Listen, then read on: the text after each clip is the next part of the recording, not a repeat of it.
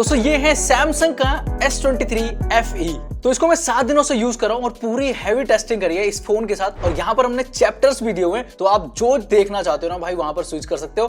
बाकी इसकी बात करते हैं डिटेल के साथ। ओके, सबसे पहले यहाँ पर आप लुक्स देखोगे ना इस फोन की, भाई पहले से डेफिनेटली बहुत चेंज है। FE सीरीज जो होती है ना भाई, वहां पर आपको एकदम चेंज देखने को मिलेगा, लेकिन सिमिलैरिटी दिखेगी इसकी A सीरीज के साथ। यहाँ पर आपको जो लुक्स मिलती है ना पीछे की, भाई वो A सीरीज के अंदर भी वैसी ही देखने को मिलती है। लेकिन हम बात करते हैं इसकी बिल्ड क्वालिटी की, हैंड फील की और कैसी लुक्स हैं। तो यहाँ पर जब भी आप इसको होल्ड करते हो ना भाई, आपको एक प्रीमियम फील तो आती है इस फोन के साथ। यहाँ पर आपको जो फ्रेम मिलता है वो मेटल का मिल जाता है, एल्युमिनियम वाला, और जो कि एक प्रीमियम फील देता है डेफिनेटली। पीछे की तरफ आपको ग्लास मिलता है, गोरिल्ला ग्लास 5 की यहाँ पर प्रोटेक्शन मिल जाती है। और यहाँ पर अगर आप इसकी विड्थ देखोगे ना भाई, हल्का हल्का चौड़ा लगता है फोन। अगर आप आईफोन वगैरह से कंपेयर करते हो ना भाई, थोड़ा सा चौड़ा है फोन। और S23 अल्ट्रा से कंपेयर करते हो तो थोड़ा सा आपको मतलब चौड़ाई इसकी कम लगेगी। अच्छा, वेट वगैरह की बात करूं तो वेट ठीक ठाक मिल जाता है, 210 ग्राम के आसपास मिल जाता है, तो फील नहीं होता और छोटा है फोन अगर आप देखोगे। ओवरव्यू की बात करूं तो भाई ऊपर की तरफ आपको सिम ट्रे मिल जाती है, साथ में एक माइक्रोफोन है नॉइस कैंसिलेशन के लिए। दूसरी तरफ आपको वॉल्यूम रॉकर, साथ में अनलॉक बटन और एंटीना लाइंस भी हैं। नीचे की तरफ आपको मोनो स्पीकर, भाई 2 माइक्रोफोन के छेद और टाइप C और एंटीना लाइंस भी हैं, और दूसरी तरफ भी आपको एंटीना लाइंस ही मिलती हैं। और पीछे की तरफ आपको कैमरा मॉड्यूल, जहां पर आपको बम्प मिल जाएगा कैमरा के अंदर, और यहाँ पर एक फ्लैश लाइट। और सामने की तरफ यहाँ पर आपको पंच होल डिस्प्ले मिलती है, जिसका साइज है 6.4 इंच का, 120 हर्ट्ज रिफ्रेश रेट, और यहाँ पर आपको 1450 की जो पीक ब्राइटनेस है वो मिल जाती है। साथ में अगर आप आउटडोर में टेस्ट करते हो भाई, ब्राइटनेस काफी ज्यादा इनफ रहेगी। और वहीं अगर आप बेजल्स की तरफ नजर मारोगे तो ऊपर की तरफ आपको बड़े और नीचे की तरफ भी बड़े मिल जाएंगे बेजल्स। साथ में छोटे छोटे जो बेजल्स हैं वो साइड में आपको देखने को मिलेंगे। बाकी जब आप कंटेंट वॉच करते हो या फिर अगर आप इस तरह की वीडियोस देखते हो जहां पर आपको ब्लैक वाला पार्ट दिखता है, तो भाई मर्ज हो जाती है स्क्रीन। वैसे आपको थोड़ा थोड़ा मतलब दिखता रहेगा कि हाँ इतने जो बेजल्स हैं वो दिखाई देते हैं। अब जब कंटेंट वॉचिंग की बात आई रही थी तो भाई यहाँ पर हमने लगे हाथ इसका स्पीकर टेस्ट कर लिया। मोनो स्पीकर आता है, और यहाँ पर जब भी आप कोई मल्टीमीडिया या फिर गाने सुन रहे हो, म्यूजिक सुन रहे हो, वीडियोस देख रहे हो, तो भाई आउटपुट काफी बढ़िया रहता है। और यहाँ पर अगर आप गेमिंग भी कर रहे हो तो वहां पर भी आउटपुट बढ़िया लगा। एक सैंपल डाल रहा हूं आप लोगों के लिए, सुन लो।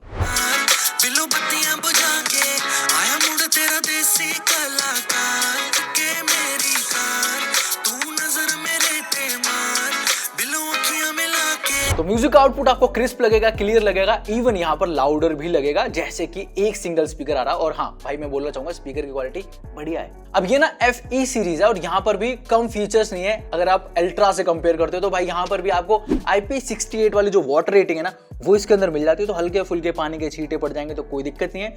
यहाँ पर आपको ड्यूल एप्स का सपोर्ट मिलता है, लेकिन कुछ लिमिटेड या फिर मैसेंजर एप्स पे आप ड्यूल एप्स लगा सकते हो। साथ में सैमसंग का फोन है तो भाई यहाँ पर आपको कॉल रिकॉर्डिंग का फीचर मिल जाता है, और यहाँ पर दूसरे इंसान को नहीं पता लगेगा कि आप कॉल रिकॉर्ड कर रहे हो बिना किसी अनाउंसमेंट के। साथ में S23 अल्ट्रा लेने के बाद ना एक दिक्कत बहुत आई थी भाई, इसका जो ग्लास था ना वो नहीं मिल रहा था। अब यहाँ पर हमने जो दूसरा UV वाला ग्लास लगाया ना, उसके बाद जो उसका फिंगरप्रिंट सेंसर है भाई वो अच्छे तरीके से काम नहीं करता। तो जो फीचर S23 अल्ट्रा में आता था ना टच सेंसिटिविटी का, तो भाई वो यहाँ पर भी आता है, जिसकी वजह से आपका जो अगर आप ग्लास कुछ ऐसा लगा लेते हो ना तो आपकी जो सेंसिटिविटी है ना वो अच्छी हो जाती है। और यहाँ पर भी वो यूज करने के बाद ना काफी अच्छी हो गई है इसका जो फिंगरप्रिंट सेंसर है। इसके बाद यहाँ पर आपको इन डिस्प्ले फिंगरप्रिंट सेंसर मिलता है, और वो काफी अच्छी तरीके से काम करता है, बहुत इजीली तरीके से ओपन होता है और क्विक भी है। और यहाँ पर ना आपको भाई ई सिम का सपोर्ट मिल जाता है, ड्यूल सिम का भी सपोर्ट है। चाहो तो आप ई सिम लगा सकते हो या फिर ड्यूल सिम भी यूज कर सकते हो। इसके बाद यहाँ पर आपको सैमसंग डेक्स का ऑप्शन मिल जाता है। साथ में यहाँ पर आपको एंड्रॉइड 13 का सपोर्ट मिलता है, और सैमसंग ने भाई बोला है कि यहाँ पर आपको 4 साल के एंड्रॉइड अपडेट्स और 5 साल के सिक्योरिटी अपडेट्स इस फोन के साथ मिलते रहेंगे।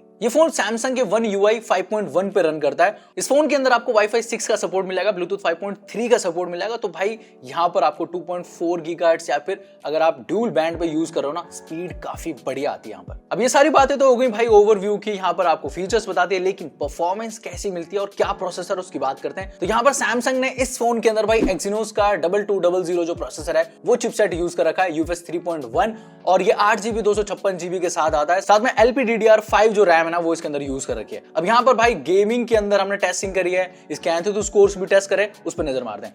तो एंथुतु स्कोर्स की बात करूं तो काफी सारी वीडियोस आपने देख ली होगी भाई, अनबॉक्सिंग और जो फर्स्ट इंप्रेशन वाली, वहां पर 1 मिलियन के आसपास जो एंथुतु स्कोर्स है ना वो निकल के आ रहे हैं। साथ में कोई भी हीटिंग की बात नहीं कर रहा, तो भाई हमने यहाँ पर टेस्ट करा है 7 लाख 7.5 लाख के आसपास भाई यहाँ पर आपको एंथुतु स्कोर्स देखने मिलेंगे। और मैंने मल्टीपल टाइम्स टेस्ट करा है, ऐसा नहीं कि एक बार ही करा या फिर 2 बार करा है। बाकी अगर उसके बाद भी कुछ और आउटपुट आता है भाई मैं यहाँ पर डाल दूंगा। तीसरी बार मैंने टेस्ट करा तो भाई यहाँ पर फाइनली भाई यहाँ पर आपको 1 मिलियन के आसपास यानी कि 10,94,000 के आसपास जो एंथुतु स्कोर्स है ना वो देखने को मिल जाते हैं। अब एक्सिनोस का जो प्रोसेसर है मुझे लगता है थोड़ा सा फ्लक्चुएट करा, 2-3 बार टेस्ट करने के बाद ये रिजल्ट्स आए हैं। और यहाँ पर ना हमने भाई इसका थ्रॉटलिंग टेस्ट भी करा, जहां पर सब कुछ ग्रीन था। ये चीज अच्छी लगी मुझे कि भाई कहीं भी थ्रॉटलिंग नहीं हो रही, वो ब्लड लाइंस या फिर रेड लाइंस या फिर येलो लाइंस हमें देखने को नहीं मिली। लेकिन सारी चीजें एकदम बढ़िया नहीं है। यहाँ पर मुझे हीटिंग का इशू देखने को मिला, क्योंकि भाई यहाँ पर रूम टेम्परेचर अभी 25-26 के आसपास, और यहाँ पर जब मैं इसको टेस्ट कर रहा था ना भाई 40, 41, 37, 38, 39 ये टेम्परेचर रहता है। अब मैं ये नहीं कह रहा 40 ही रहता है, 37, 38, 39, 40, 41 तक जाता है। इसके बाद ये सारी चीजें यहीं पर खत्म नहीं होती भाई, हमने इसका गेमिंग टेस्ट भी करा। और ये जो टेस्ट है ना, ये मैं आपको दिखाता हूँ कहां पर कैसे आप गेमिंग कर सकते हो, कितनी सेटिंग्स पे और क्या आउटपुट आता है। तो दोस्तों यहाँ पर हम टेस्टिंग कर रहे हैं भाई BGMI की, और यहाँ पर बता दूं ग्राफिक जो सेटिंग्स है ना वहां पर आप स्मूथ या फिर एक्सट्रीम तक जा सकते हो, और बैलेंस जैसे आप करोगे तो भाई अल्ट्रा, और HDR पे करोगे तो अल्ट्रा तक जा सकते हो, हाई HDR पे भी आप खेल सकते हो। तो हम करेंगे भाई स्मूथ और एक्सट्रीम का टेस्ट, और यहाँ पर कलरफुल, और इसको सेलेक्ट करते हैं, अब टेस्ट करते हैं।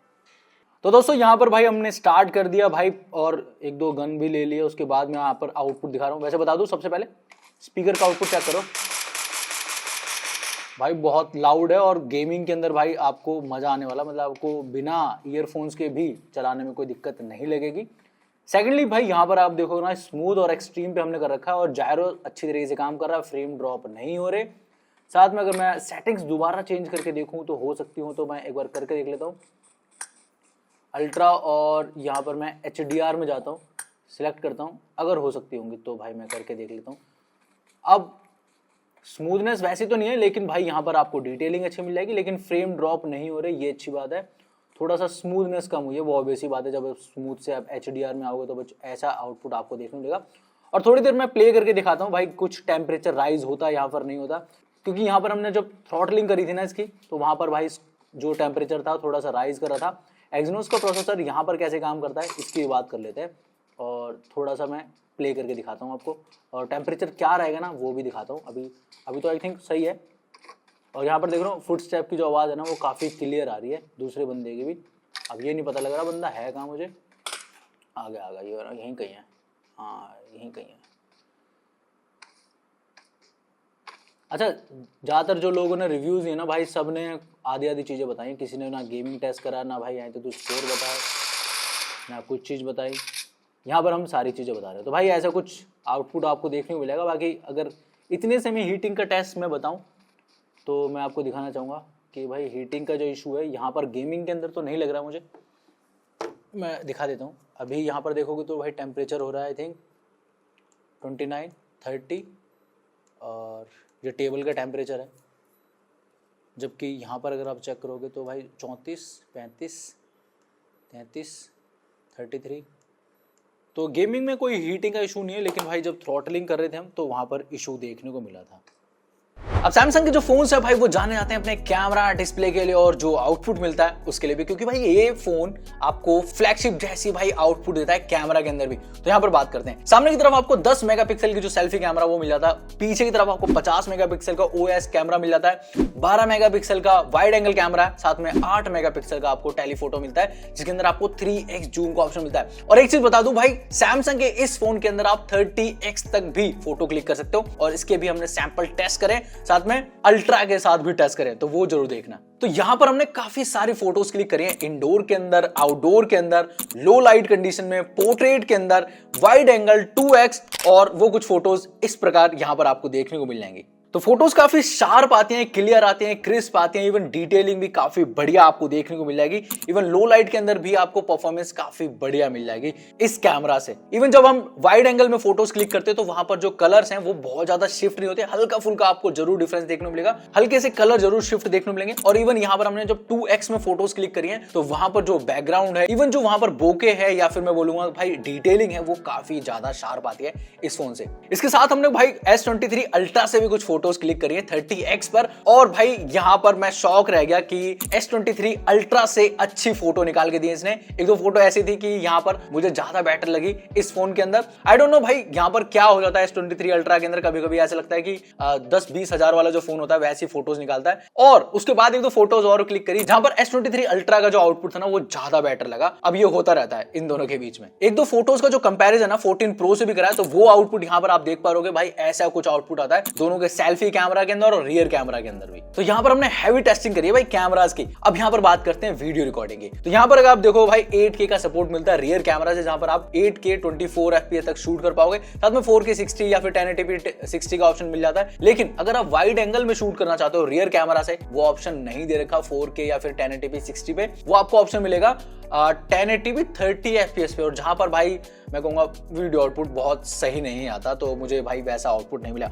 इवन अगर आप फ्रंट से शूट कर रहे हो ना, तो वहां पर मुझे लगा थोड़ा बहुत आउटपुट सही है, वहां पर आपको फील्ड ऑफ व्यू ज्यादा मिलता है। और यहां पर मैंने कुछ सैंपल्स रिकॉर्ड करे डे नाइट के भी, लाइटिंग के अंदर भी, और अगर भाई शाम हो रही है वहां पर रिकॉर्ड कर रहे हो तो उसके भी सैंपल देखो। तो दोस्तों यहाँ पर मिल जाता है भाई आपको 4K का ऑप्शन, जहां पर आप 60 FPS पे शूट कर पाओगे। माइक्रोफोन का आउटपुट यहीं से रिकॉर्ड कर रहा हूँ, और स्टेबलाइजेशन कुछ ऐसे देखने को मिलेगी। और ना यहाँ पर ना फ्रंट कैमरे के अंदर भाई यहाँ पर फील्ड ऑफ व्यू ना काफ़ी सही है, मतलब इस तरीके से आप व्लॉगिंग कर पाओगे। लेकिन अगर रियर कैमरा की बात करो ना भाई, वहाँ पर आपको वाइड एंगल का ऑप्शन नहीं मिलता।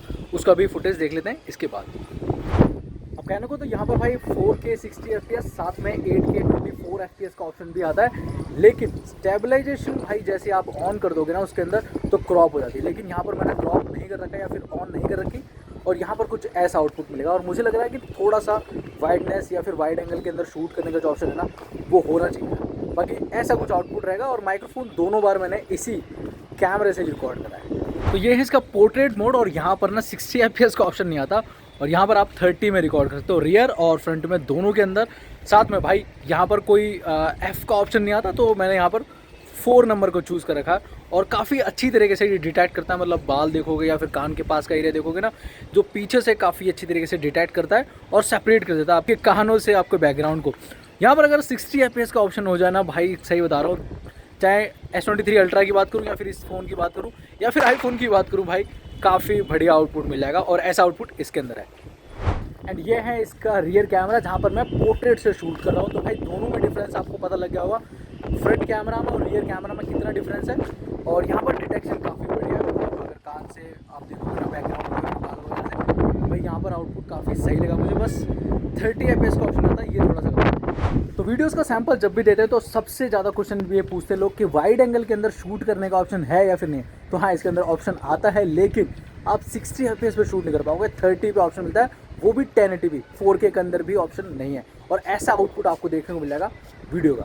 अच्छा, इसके बाद बात करते हैं भाई बैटरी आउटपुट की। तो यहाँ पर आपको 4500 mAh की बैटरी मिलती है, जो कहूंगा इनफ है आपके पूरे दिन के लिए। टाइप सी चार्जिंग मिलती है, और यहाँ पर आपको 25 वॉट का जो अडेप्टर है ना, वो सपोर्ट करता है, और लगभग 1 से 1.5 घंटे के अंदर ये फुल चार्ज होता है। साथ में यहाँ पर आपको वायरलेस चार्जिंग का सपोर्ट मिलता है, जो कि भाई आपको फ्लैगशिप वाले में मिलता था, और यहाँ पर भी आपको इस बार देखने को मिलता है। तो गाइस, मैंने सारी चीजें आपके सामने रख दी भाई, इसकी build quality, design, camera, performance, heating issue, throttle का। और यहाँ पर अगर मैं बात करूँ इस फोन के प्राइसिंग की, तो ऑनलाइन अगर अभी जाते हो ना, तो भाई इसकी जो प्राइसिंग है 60,000 रुपए मिलेगी। कार्ड वगैरह का ऑफर लगाते हो तो 50,000। साथ में अगर आप ऑफलाइन लेते हो भाई इस फोन को, तो डेफिनेटली यहाँ पर तगड़ा ऑफ मिलेगा। जैसे कि मैंने लिया है भाई, ये फोन मैंने फोनलो स्टोर से लिया है, और वहां पर मुझे ये फोन मिला है 43,999 का। ये 128GB वाला मॉडल है। और अगर आप 256GB की तरफ जाते हो तो भाई आपको 48,999 का देखने को मिल जाएगा। और कंक्लूजन की बात करूं ना गाइस, तो यहाँ पर ये जो फोन है, मतलब इस तरह के जो फोन्स होते हैं ना भाई, छोटे फोन्स, वो काफी लोग पसंद करते हैं। और ये जो फोन है ना, मतलब कॉम्पैक्ट होने के साथ साथ